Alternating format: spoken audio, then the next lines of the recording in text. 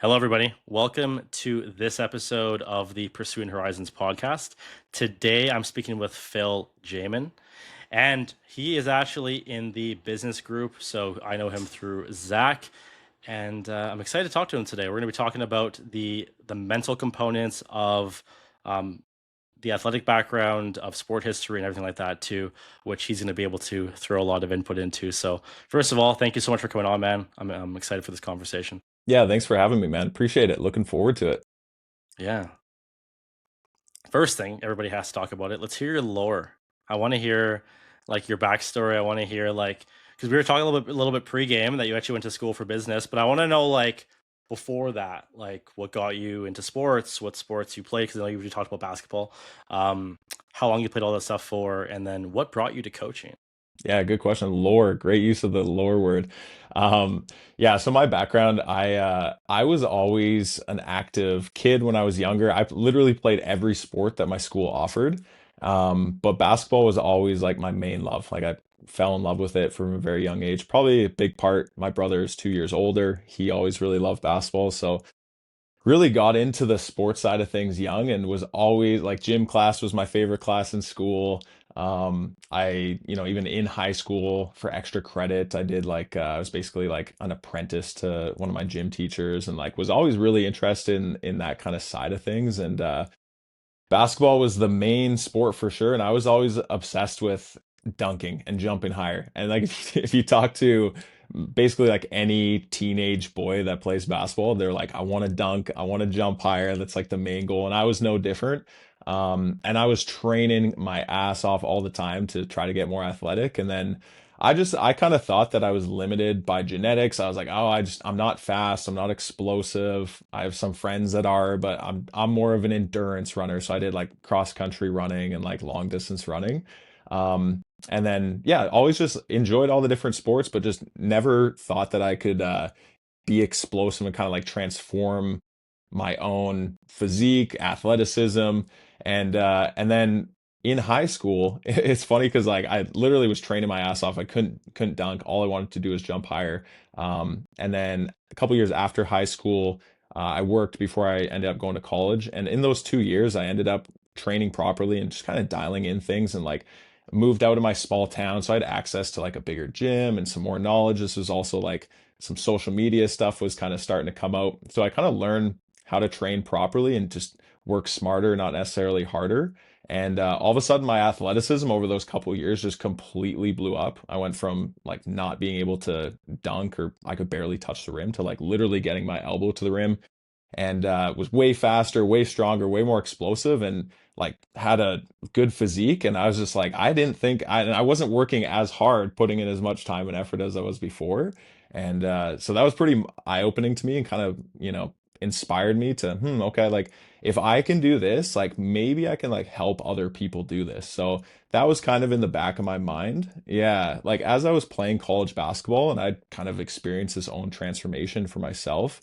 Um, Yeah. Basically, went from not having any college offers to walking on to a top team in Canada. Mostly because it wasn't really a change in skill for myself. It was just a change in athleticism. Um, so that was like super inspiring and motivating and eye-opening for me. And I was like, okay, if I can do this, and like I didn't think that I had this like genetic capability, then what like can I help other people do this? And like maybe I can make maybe I can make a career out of that. So I went to school for business while I was playing basketball. And when graduated college, I was looking at getting into HR, into the human resource management world kind of side of things and management into the business world. So I moved to Calgary. There was actually a huge downturn in the economy, which seemed like the worst thing at the time, but luckily it was a blessing in disguise because I actually just started working at a gym in the meantime, which is actually where I met Zach.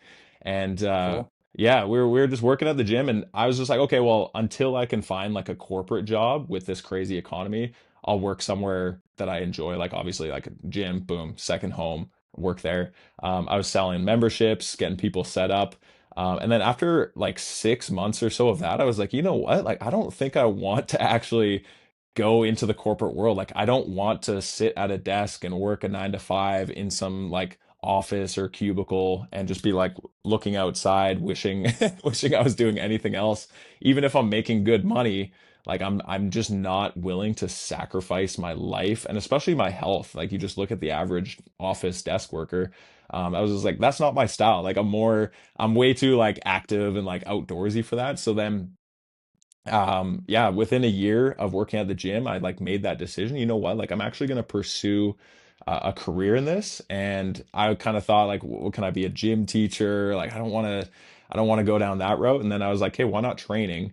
And then actually got an amazing opportunity with the Athlete Factory, which was in Calgary, and did a basically a 2 year apprenticeship there. And there's like honestly like the biggest blessing in disguise for the timing of things. It's funny because when you're in it, sometimes things seem like they're the worst, but then looking back on it, you're just like, wow.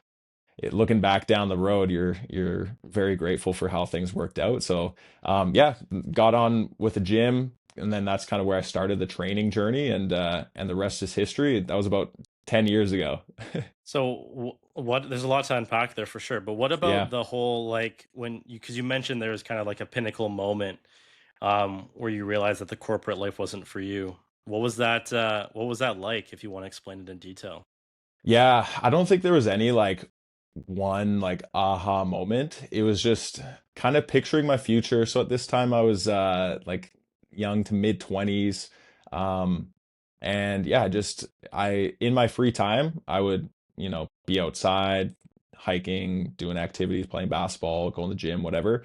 And being like ADD, high energy, I was just like I just cannot see myself being happy for the long term in a corporate environment. And I get a lot of people do it as like a means to an ends. You can get, make good money and, move on to other things. It's a great experience. And I did have other jobs in the past that, I'm glad that I went through and got that experience. Yeah, at the end of the day, I was just like, I can't see myself, especially working for someone else. It's different now. I work a lot of what I do is working on a computer from home, but I can work where I want, and it's something that I'm passionate about. It's not just, doing spreadsheets for some mega corporation that I don't care about at all. So, Yeah, yeah. yeah, and like we kind of talked about this pregame too, like how business is one of those things that even though it's not directly tied to training with the position that you're in now, obviously the business background is helpful because it Yeah, allows you to have a deeper understanding of like the back end stuff and even probably the marketing and everything when it comes to actually like officially like running your business and having to be sustainable. for sure. Yeah. Yeah. I'm glad that I got the business background. And then, yeah, for anyone kind of like wondering what they should go into or whatever, I think business is always a great foundation to have because it applies to a lot of stuff, even if it's just, sales, marketing, like yourself, other companies or, businesses that you might work with. I think business is a great foundation for everyone. Yeah, and I think this is like a good chance to plug Zach as well. Like I think even Yeah. if you maybe don't want to go the full route of going to school for business, like looking into some sort of mentorship where you are hiring somebody where they're able to give you like a personalized approach to what you're doing, and then you're also able to learn from somebody that you see that maybe you look at their life and you're like, oh, I want to be living that life, or somebody that's like walked a similar path as you, because I think that's super helpful, especially if you're wanting to be in a position like where you're in, where your most of your work is online, right? You Yeah. have to have an online presence as kind of an inevitable thing. Yeah, honestly, and it's funny with the way even like typical education systems work. Like even when I was in school, it's like you're learning marketing from a textbook that was written a few years ago, and it took a few years to write that and whatever. It's like if we're talking about like current online marketing strategies, like they change every 6 months to a year, a couple years. So it's like if you're even going to business school or just learning general business, like a lot of times it's so helpful, so beneficial to get a mentor who's actually like doing what you want to do and learning from them and saving you so much time because a lot of, it's actually going to be applicable current information and knowledge rather than kind of like some outdated stuff. So, yeah, the mentorship and like for myself getting into the training world, working at the Athlete Factory, I had a couple mentors for 2 years. Those two mentors for years like saved me a decade worth of hassle and struggle. Like it really helped me get ahead because of that mentorship. So yeah, like for anyone wanting to do anything, I think like finding someone that's doing that well and then trying to get on as a mentor or, shadowing them or just learning as much as you can from them is super valuable. Yeah. Tell me about your starting at the Athlete Factory. What did that look like? I mean, obviously, probably a major change from the corporate realm to going to more like of an athletic setting where you're training clients. Yeah. So, what were the highlights and what were the struggles? Yeah, yeah, great question, man. There was right off the bat, I dealt with imposter syndrome of like, okay, now I'm in this world, in this new realm. I like, who am I to, I'm so brand new to this. Well, first of all, there's that like overconfidence. You learn so much in the first few months. You're like, I know everything. And then it's the Dunning-Kruger effect. I'm sure you've seen that graph of You got you to be get to the humbled. That's not that bad. exactly. So you're super cocky and confident the first few months. I'm like, oh shit, there's actually a lot to this.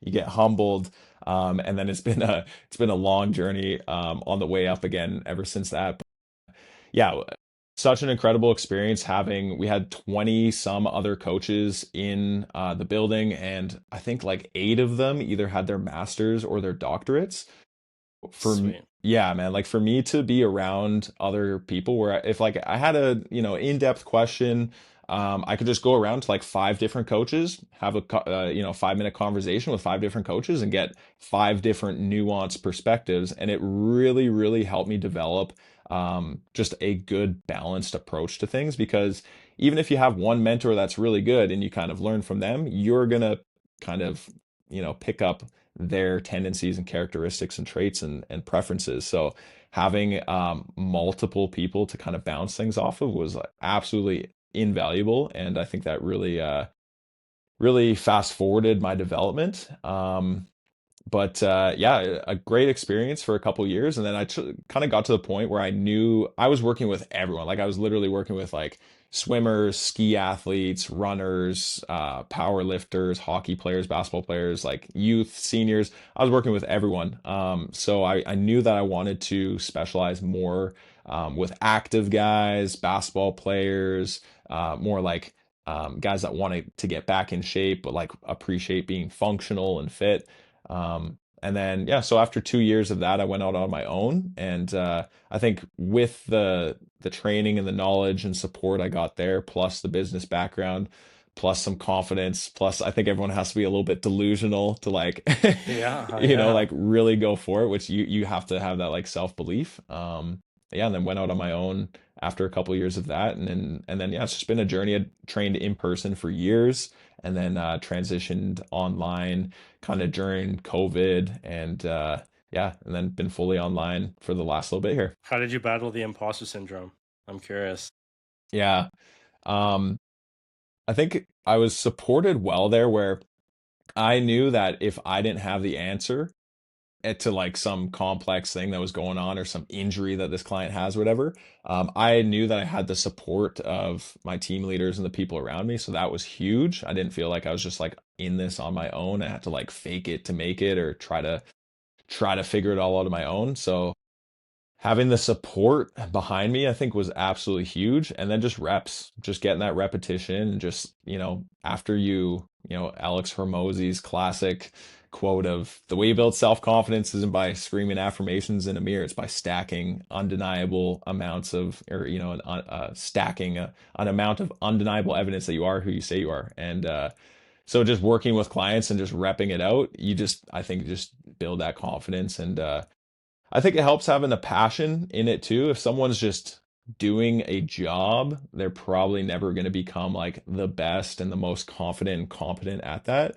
But if someone's Mhm. truly passionate about something, like that's when it can take off. And like that's what I was doing in my free time was like, I think that's a good like signal of what you should pursue. It's like, okay, if you're pursuing something in your free time, then can you make that into not necessarily a career all the time. Sometimes people want to have their hobby separate from their career, but for me, I was like, hey, this is something I'm passionate about, I'm interested in, I'm doing already, so I might as well like go all in and do this as a career. So Yeah, and I think a good piece you mentioned there too is like a little bit of delusion, right?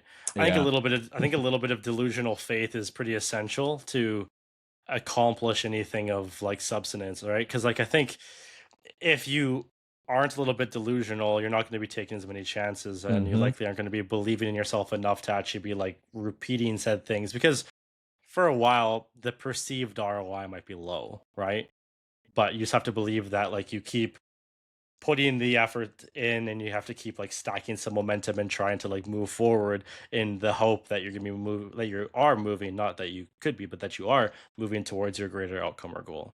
100%, man. Yeah. And like a lot of times it's going to take sacrifice and it's going to take like pay cuts. Like for the first couple years apprenticing and building up myself as a coach and building my business, like I was not making much money, but I knew that, okay, if I just stick with this and keep sacrificing, like it's eventually going to pay off.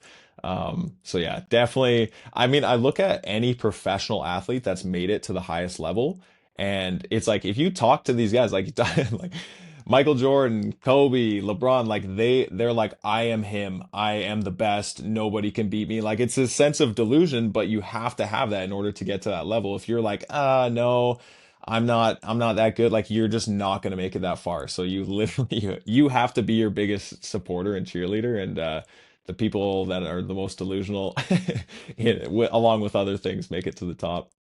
Yeah. Yeah. Do you have any, because you said that like right now you work with a lot of like men, but specifically like Mhm. athletes. Do a lot of them lack the confidence in their skills, and like how do you go about trying to reframe that? You know what? That's such a funny question, man, because I've talked to other coaches that work only with women and then talking with other coaches that only work with men. And the difference I find a lot of men is like we have this like ego where like I know what I'm doing. I don't need help. I can do this on my own. And it's like, yeah, you probably can. It's like if you really want to like you can top it's like you can probably learn the guitar on your own too, but it's going to be so time consuming. It's going to be way harder compared to just like hiring a coach and actually like asking for help or having a music teacher that helps you learn Yeah. guitar. Yep. Yep. So it's funny because I feel like women more have that tendency of like, oh, like help me. I'm not sure what I need to do. I need support. Guys are like, no, dude, I'm good. I know what I'm doing, bro. Especially guys like my market that I work with is 30 to 50-year-old retired athletes or guys that were like active and then have kind of become more career and family oriented, gotten out of shape, but they want to get back into it.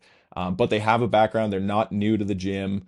So that's where that confidence is coming from. They're like, no, dude, I know what I'm doing. I just got to get it back. They'll say that for years and years and years and then never actually make those changes. So it's not that they don't know what they're doing. It's just like the support, some guidance, the accountability, Yeah. some structure is what changes guys' lives. It's not like it's like, I'm not doubting that you don't know how to go in the gym and squat. It's just the actual entire structure of everything to get you to your goals. And then, of course, there's coaching and form and technique that we can always clean up and improve along the way. But yeah, there's so much to it. When people think of like online training, I think people just they think like, oh, Zoom workouts or like here's a meal plan and a workout plan, which like you can get from ChatGPT. Um, so I think that, people don't realize like the biggest thing that changes guys' lives is that support system, is having someone in your corner that's going to help get you through those tough times. And then a tried and tested plan that's actually going to get you to your results. And yeah, just a professional coach who knows what they're doing to save you. And so I think with I had gym teacher or music teachers when I was younger. I played like five different instruments. I would not have played any of those instruments if it wasn't for those teachers. And same thing with my mentors getting into the coaching world. Like I would not be half the coach I am without those mentors. So I think if you can hire someone to save you all the time and hassle and Yeah. struggle, I think it's just such a no-brainer. But guys Yeah. are cocky. Yeah. They like they're confident with their ego. I know. Yeah, no, that's actually an interesting piece that now that you mention it too, that there's like uh, there's less of an attachment to the ego when it comes to women, but there's that almost like a bit of a like an unhealthier attachment to the ego when it comes to guys. And that's why I think like men in a coaching dynamic tend to clash more. And when I Mm, think about like my clients that I've worked with and maybe in the past or clients that I have currently too, I'd say the ones that are like not that I clash with any of them, but I think the relationship that I have with my female clients is all it's different than the relationship that I have with my male clients. Yeah. I feel like there's no I don't even know how to word it. There's no like sometimes it feels like a power struggle. Yeah. Yeah. Whereas like with like yeah, with some male clients I find sometimes like either it's like gravy, it's all good, or you're like kind of getting challenged with certain things constantly. Yeah. And then that creates like a little bit of a dynamic because you're having to like navigate that relationship differently because Totally. they have certain thoughts or concerns that they want to express, and then sometimes it's expressed in a certain way where you perceive it a certain way too, and you're like, oh man, are you challenging my thought? Do you not trust me? Whatever, and it's a whole thing. Totally. Yeah. And I think that's a big part of coaching, right? Is communication. Like it's not just can I coach a movement in the gym the best and like give you the best workout plan and meal plan? Like so much of it is just like you can have the best plan ever and the best program, but if that person doesn't truly feel like supported, seen, cared for, like you've actually got this guy's back no matter what, um, they're not gonna it doesn't matter if the program is the best in the world, but even if you have like a subpar program and you have so much belief and faith in like with that coach, you're gonna achieve incredible things. So yeah, yeah, absolutely. I think it is so much of it is the communication and developing that relationship, and that's where breakthroughs come from. It's not like from the technical coaching, it's from the mindset coaching and shifting people's paradigms, shifting people's identity and their mindsets, which is where the magic happens. It's not just about losing a few pounds and dialing in a few movements or macros or whatever. Yeah, no, it's interesting. And we had a podcast on Tuesday we just did, and we talked about the correlation to belief and weight loss. Mm, And it's kind of it kind of ties into this. Obviously, it's not the exact same, but it definitely interesting because like you could give two people very similar macros, but if one person believes in the macro plan and the weight loss process more, they're more likely to actually lose weight and see progress. We'll air quote that. But whereas the other person, if they're not as like bought in or they don't believe in themselves as much or that they can actually change, which again ties into that belief and that paradigm, then they might not be seeing the same physiological changes that this other person is seeing simply due to the belief component. crazy, right? The placebo effect. Did you listen to that Andrew Huberman podcast with like the smoothie study that he references? Oh, no, you have to It's tell me. crazy. It's crazy. But like, yeah, quick summary. Basically, they give like, or it's a milkshake study. I'm sure if you just Google like milkshake placebo study, this will come up. But they give two groups. One is essentially it's like a 300 calorie milkshake. They give one group it and they tell them it's like 600 calories, decadent, full of sugar. And they tell another group it's like 100 calories, like smart lean shake.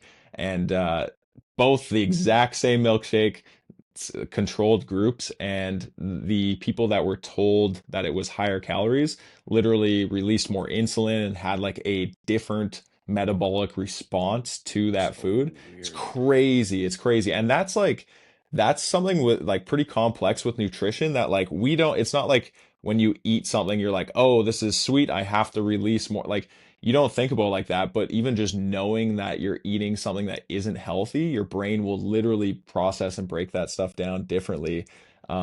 Which is it's fascinating compared to just literally what you're told. So the placebo and the nocebo effect is just fascinating. And if you can tap into that with clients and like work on that mindset and like actually how to like trick yourself into using the placebo effect to your advantage, Yeah. um, that's huge because so many people get caught up in their own mind and they're just believing the negative projections of things that are keeping them, holding them back. And really, it's the neuroscience and the psychology side of the coaching is actually like a huge component of what we work with our clients.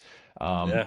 because Yeah. it's yeah, like the mental blocks and the mindset is a lot of times the biggest thing that people need. Yeah. So for you, like, what things would you generally say that you start with when it comes to shifting beliefs or helping somebody try to get out of self-destructive habits or behaviors, or let's say they're kind of stuck and they're spinning their tires? Where are the like the beginning stages for you with Yeah. one of your clients? Yeah, so I think the first thing is building awareness. You have to be aware in order to make change. that's always the first step to change, is the awareness. So um, that's like, even like, I think that's step one in AA, right? Is like accepting. It's like, I am an alcoholic. Like, you're not going to change Yeah, yeah, until you accept that, right? So literally building that awareness. Also understanding the psychology, the neuroscience behind what's going on. Like, you are not your thoughts. You are not the things that you think about. You can actually change and influence those things. And a lot of it is programming, and a lot of it comes back to our childhood. So just understanding that, like, you are a culmination of what you've been taught and programmed and learned over the years, and the thoughts that you've repeated, the things that you've done. So I think understanding that, hey, okay, like the neuroscience side of things and the psychology side of things, like just understanding what's actually going on inside your mind. Because nobody gets given a manual for our brain, but it's a very complex thing that we're still learning so much about. So, helping people understand what's actually going on with the neuroscience side of things, I think the knowledge is power, because it demystifies it, and you can actually identify, oh, this isn't act like I'm just having this thought, which is causing anxiety and triggering these feelings and these emotions. And then you can kind of reverse engineer your way out of that, rather than just being caught in this like anxiety. And then just starting to build awareness around that, yeah, um, yeah. is huge, and then going from there. So, for some people, um, like, depending on their goals, with two people with two completely different sets of goals, we might have to focus on things differently. But a lot of it too is just understanding that childhood programming, and the programming that we've, been exposed to and ingrained in ourselves for years or decades, and then getting to work on not trying to change everything all at once, which is a common mistake that everyone tries to. Everyone's like, okay, January 1st, I'm a new person, new year, new me. But it's all about, in my approach, very holistic, very sustainable. It's like stacking habits, building momentum, doing one thing right, and then kind of I love stacking it. on it and building from there. So yeah. Yeah. No, I love the piece that you mentioned too about like all the childhood stuff. And actually, like a little while back, I did like an 8 week course that was like just fun for me. Sweet. I like it. On You nerd.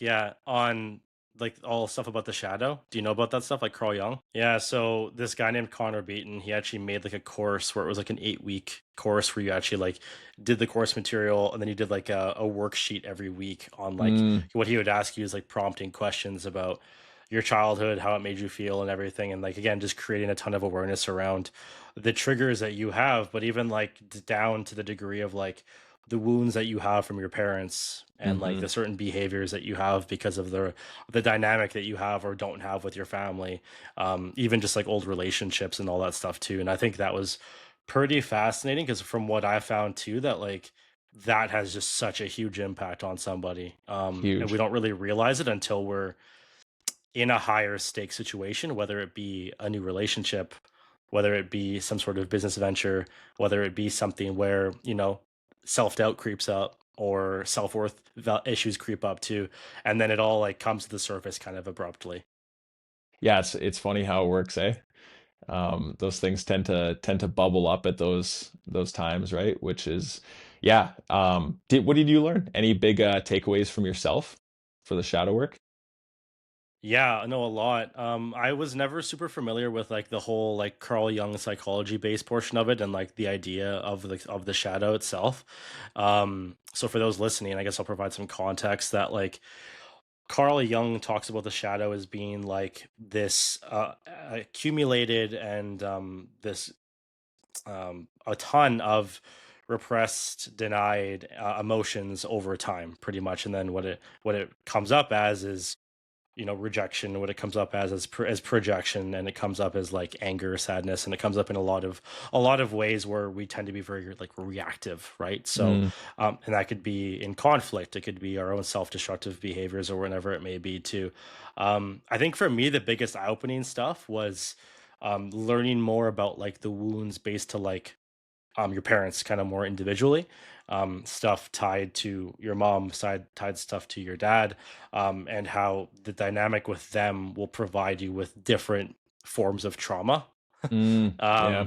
and certain repetitive behaviors that I wasn't really fully aware of until doing more of that. But even then, man, like it's still work because something that I always say too is like the things that we face or the things that come up in our lives, those things aren't really going to change. It's just what changes is how we handle them. Hmm. That's really Yeah. what changes, right? Like all the shit that still happens in the world is still going to happen. It's still all going to Yeah. be there. It's just like the lens that we see things through or how we receive or how we hear things. That Yeah. changes just due to the level of awareness that we have of ourselves as a person. Yeah. Um, and yeah, like I would advise this kind of course, or like just not the course specifically, but any of that kind of work to anyone, because there's always things that you could learn about yourself, Hmm. um, and some of the behaviors that you have that you might not even be aware that they're holding you back. Yeah, no, I love that. And like to actually have like worksheets and stuff rather than just like listen to something, to actually like do the work, dig into it, apply it to yourself. Yeah, yeah, absolutely huge. Yeah, for our new clients, we have like a basically it's like an hour and 20-minute like master class basically on like psychology and kind of like Sweet. yeah, the programming. It's kind of to lay a foundation for that, like just of understanding like basically how the brain works and how your programming works. Yeah, like what you said, right? It's that quote, life doesn't get easier, we just get better at dealing with the shit that comes our way. So yeah, not rather than trying to seek out an easier, more comfortable life, just get better at dealing with it. And then Yeah. your life will feel easier, but you're just better at handling it. Yeah, I like Dr. Gabor Mate. Have you heard of him? He's actually from Vancouver. Yeah. So he talks a lot about like the childhood programming, the psychology, and like it starts not even from like our youth, but like from babies, like even from like in the womb, like this stuff can start to um manifest and like, change us as we develop, and what we're exposed to programs Yeah. into us. And it's fascinating stuff, man. It's like powerful stuff. Our childhood is very influential on the rest of our lives. And yeah, it it comes up when you work with clients or whatever, or relationships. It's funny how much is actually in there from our programming. So it's empowering to know, I guess, that like you are not your programming. Like once you kind of learn about it and understand the psychology and like how to make these changes, then it's actually empowering, because it's like, oh, I can actually change these things. I'm not just like stuck with this brain that thinks this way. I can actually improve my outlook and perspective and stuff, which to me is empowering, rather than having that like victim mindset of like, Yeah. this is just what I've been through. I have a tough past and that's just how it is. It's like, no, you can grow from that. Yeah. No, no, that's all really great stuff. And I think there's something that I heard a while back too where it's always really stuck with me. I think it was actually from a client where he mentioned that these things that happen, they happen for you, not to you. Yeah, And I think that for me was very eye-opening because again, like you mentioned the victim mindset or victim mentality a lot there too.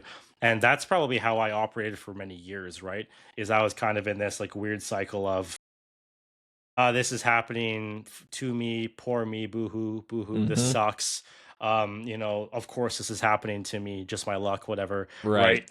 And then as soon as I like started like really unpacking that more and realizing that like, okay, that's not really a way to be operating. Like Right, just if you're constantly reinforcing.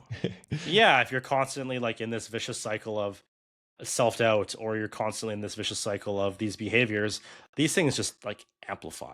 Yeah, And yeah. like you just have to create, like you mentioned before too, like just awareness around a lot of these things too. But I think in doing that, you just have to understand yourself more. But that's tough for a lot of people because you're unpacking a lot of old stuff that they Yeah, likely don't want to be unpacking. But yeah. I think to be fully like liberated, if you want to use that word, we want to air quote that, um, and be kind of at peace, you do have to unpack some stuff that you don't maybe want to unpack. You kind of have to fight your demons. Oh, for sure. Yeah. Yeah, absolutely. I think, yeah, confronting that stuff and dealing with it and growing through it rather than just avoiding it and suppressing it, right?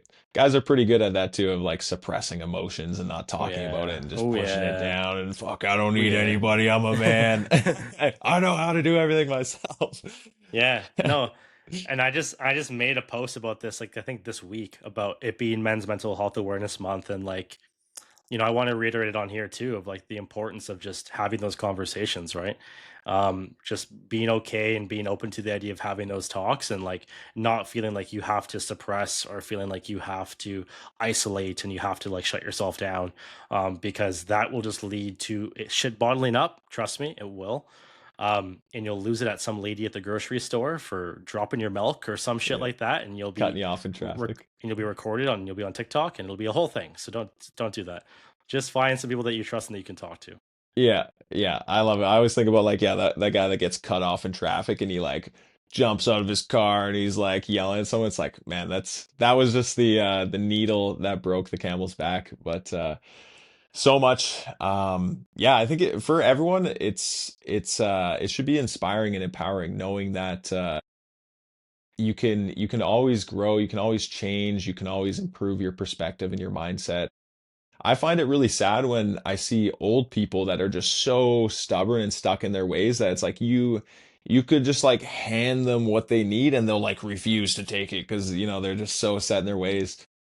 But it's so inspiring when I see those old people that are still like trying new, like someone's 80 and they're like, "Oh, I've never done this." And I'm like trying this new activity. It's like that's amazing. Like to be able to never stop growing, never stop learning and changing. Yeah, And like I always just want to kind of have that youth mentality. And it's like if you just physically look at those people too, that are always like trying new things and just being uncomfortable and putting themselves in new situations, I guarantee you they're healthier and more fit than the person that's like stubborn and set in their ways and just like sitting on their couch or whatever, so yeah, having that mindset where you're taking risks and never losing the zest of life. Nothing gets me fired up with like then like I'm snowboarding, there's like an 80-year-old guy on the chairlift. He's like, I've been coming here for 60 years. And he's like, lift tickets used to be $12 and like yeah, and yeah, just chatting with him and just hearing about his life and like they still out there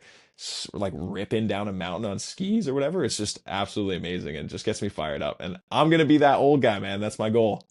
yeah, yeah. No, this is all really important stuff, and I think it ties into the whole like conversation around fixed mindset versus growth mindset. And I actually had a conversation on the podcast a little while back with Dr. Casey Joe Orviras, and she's from like the Texas area, right?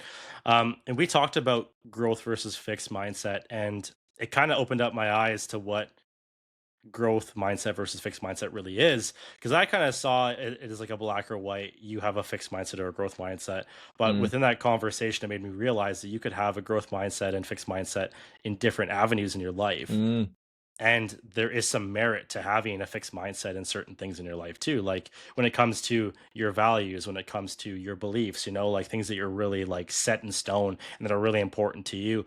I don't think it's necessarily bad having a bit of a fixed mindset in that sense, right?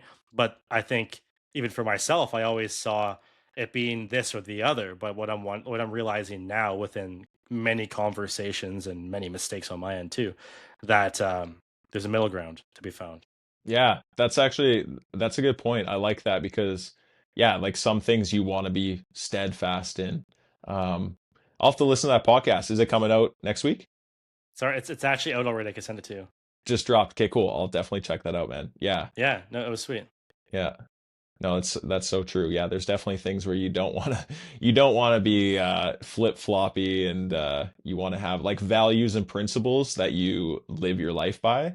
I think a lot of people are lacking, especially these days, and just in our modern Western society. It's very like lawless and moralless, like loose morals, things, it's just not to call it anything specifically, but just like the OnlyFans side of things, like that is just such a crazy side of our world that just has never existed before. And it's just, I think it just speaks volumes to what kind of society we're living in these days.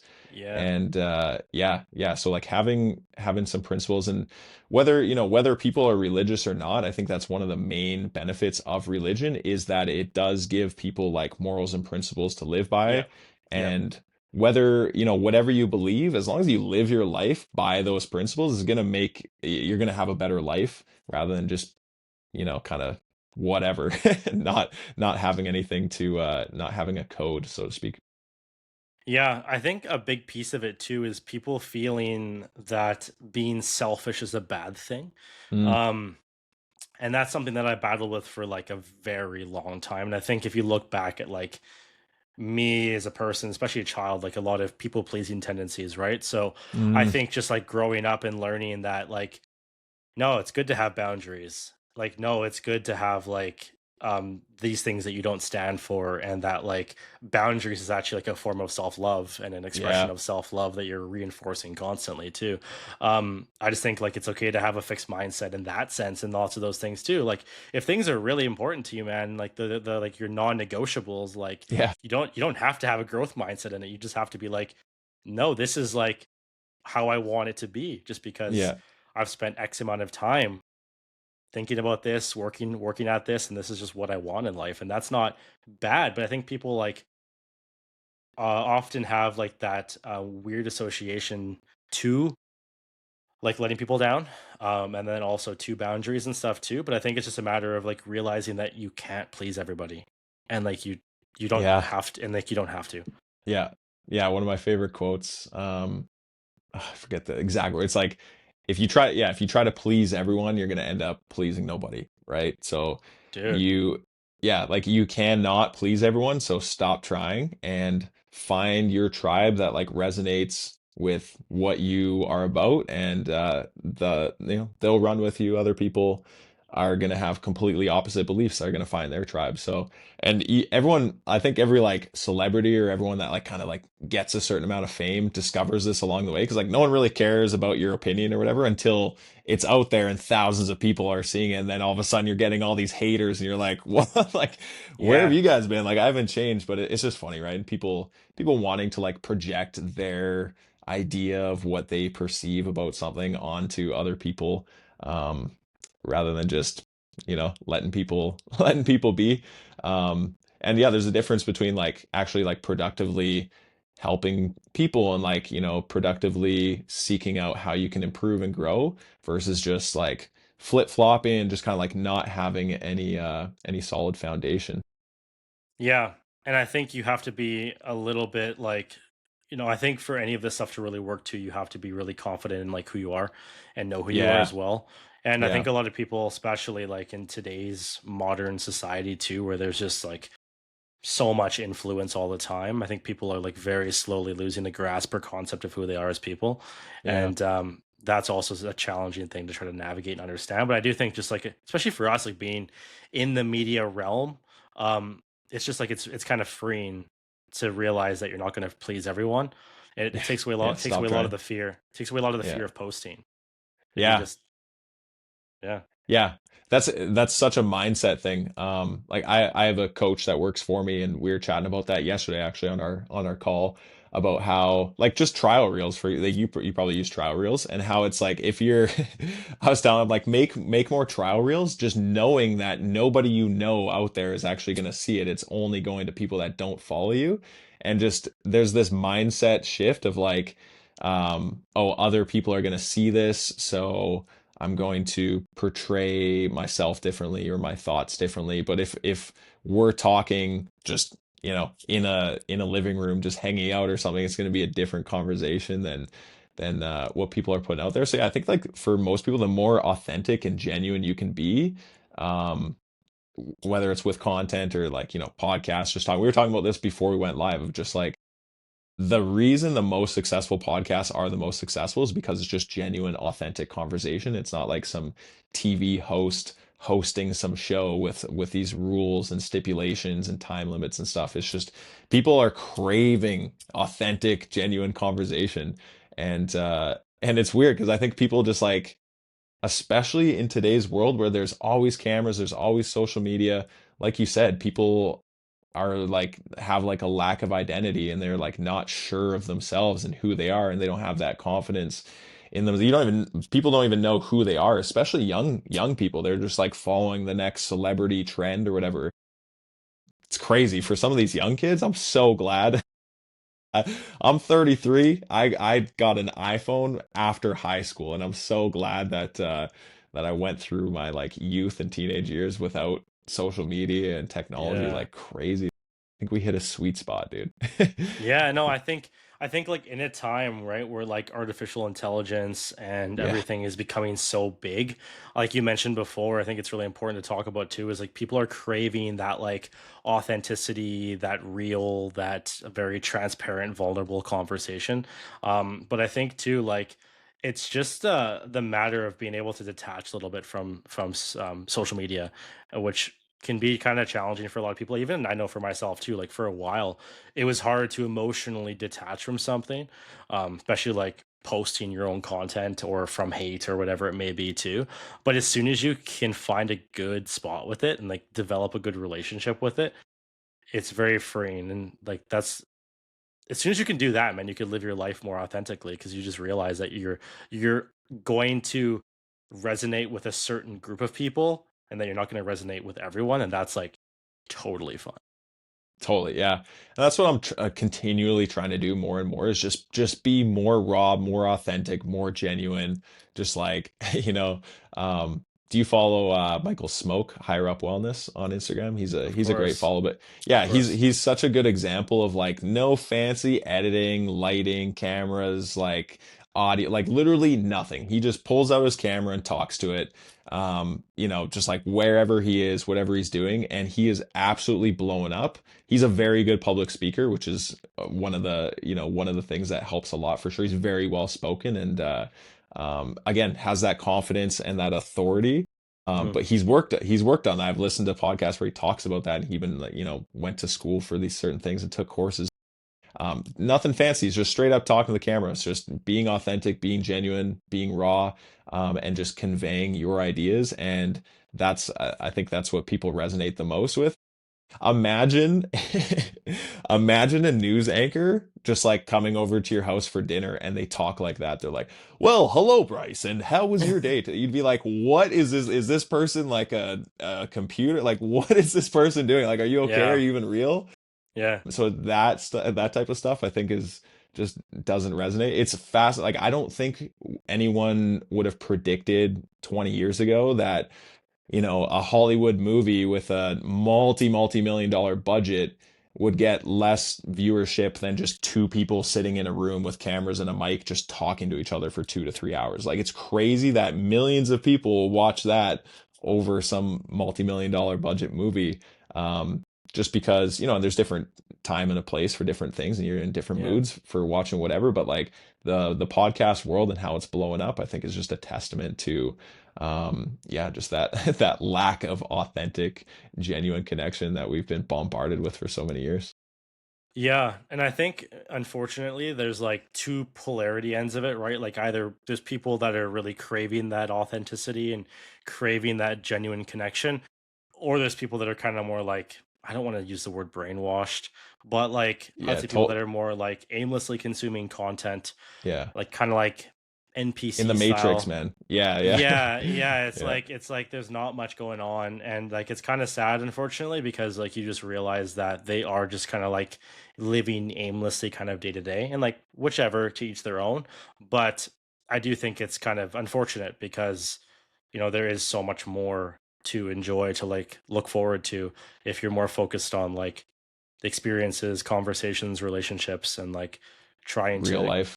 yeah, trying to focus on like the growth within that too, and like how you can impact people versus just aimlessly consuming memes.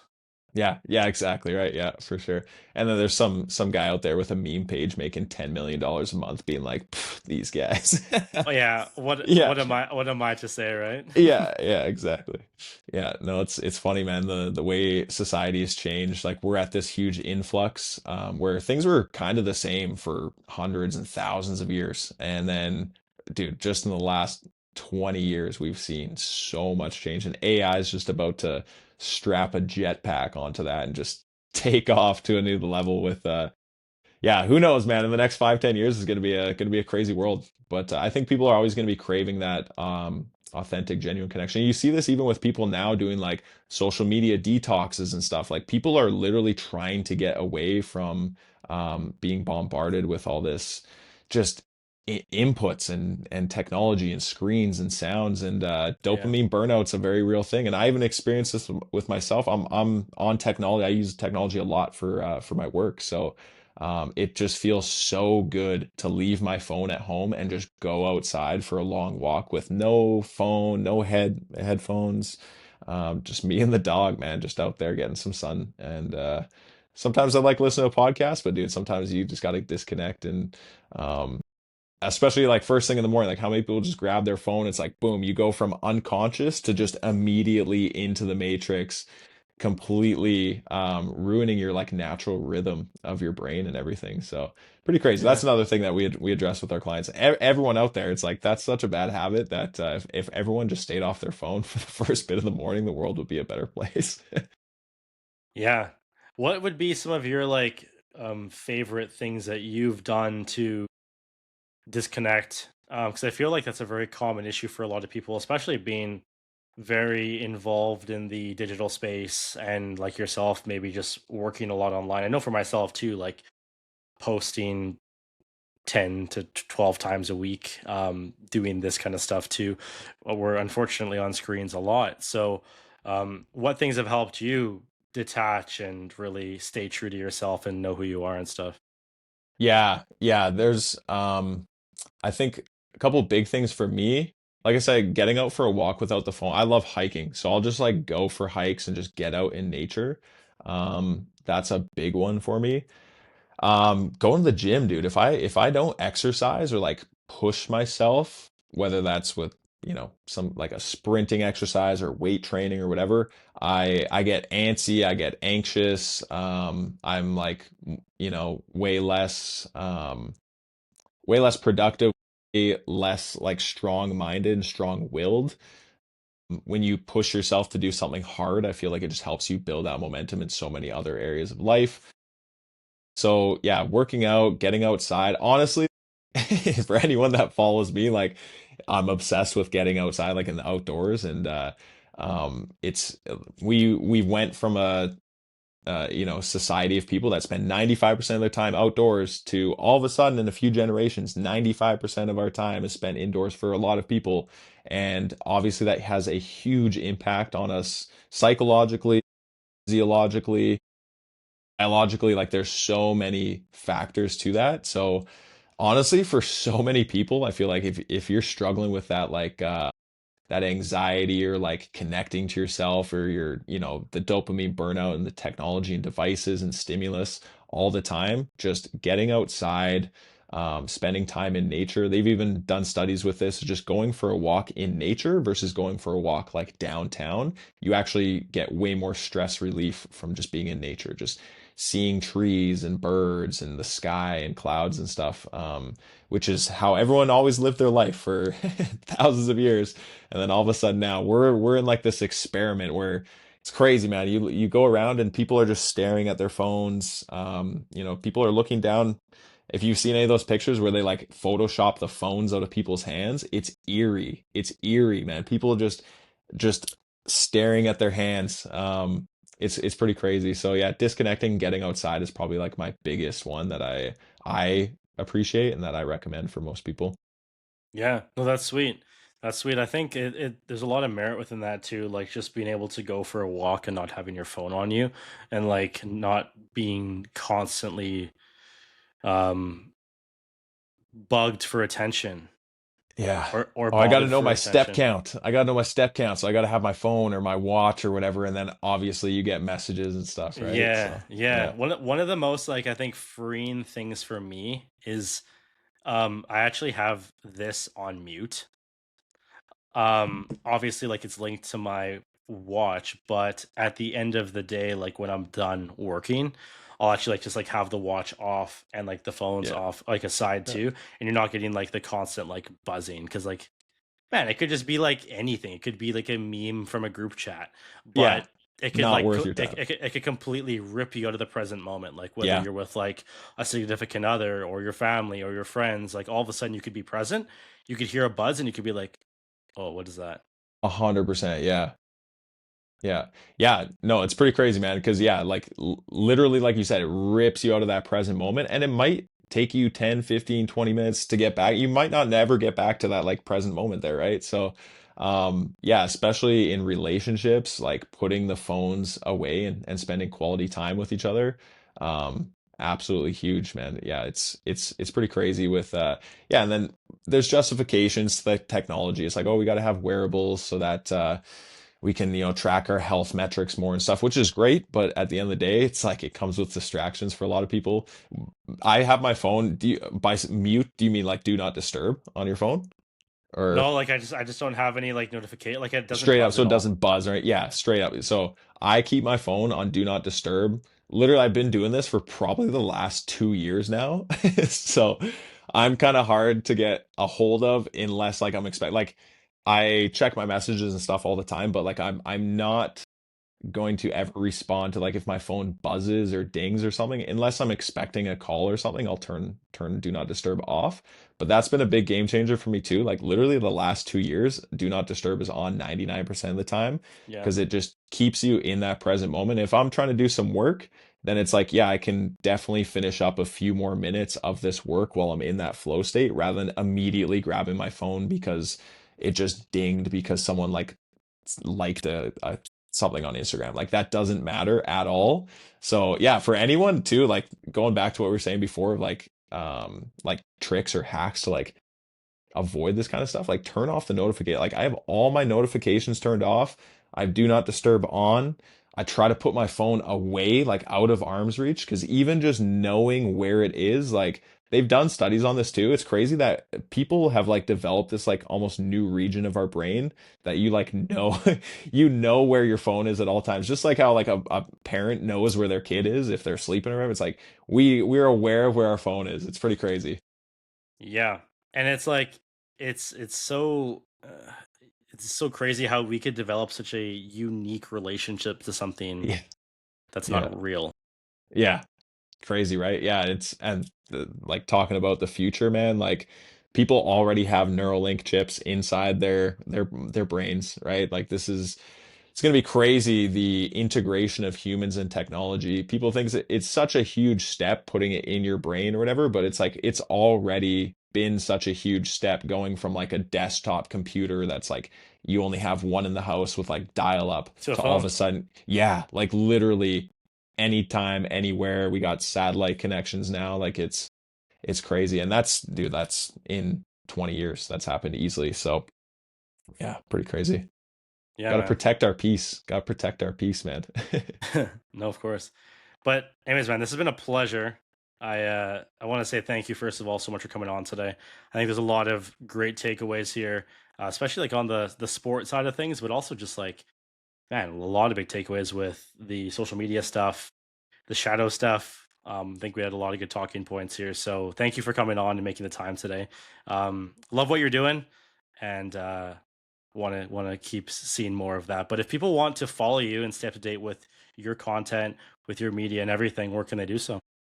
Yeah, absolutely, dude. Thanks for having me on, man. It was a pleasure. I feel like we could keep chatting for hours. We'll have to do another part. But yeah, man, Yeah, great conversation. I'm most active on Instagram. So PJ Performance Training, PJ underscore performance underscore training on Instagram. Same kind of thing across all platforms. YouTube, do a little bit of stuff on there. Uh, and yeah, website pjperformancetraining.com. And yeah, I'm always active on Instagram. So if anyone has any questions or anything, just shoot me a DM. But yeah, dude, appreciate you taking the time and good conversation. These kind of conversations always get me fired up, man. I know. Yeah, no, thank you so much, man. These are always great, and that's why, like, it kind of ties into what you and I talked about today too, about like having those genuine relationships and having those good conversations and focusing on like that authenticity component that a lot of modern day society is lacking. And I think Yeah, this is a great way to continue that. And I think that's why Rob and I love this so much. It's just like we're having just super cool conversations every week. So absolutely, dude. Yeah, I want to be, yeah, full-time podcaster would be a pretty ideal job. no complaints, man. Thank you. Sweet. Thanks again, brother. Appreciate it.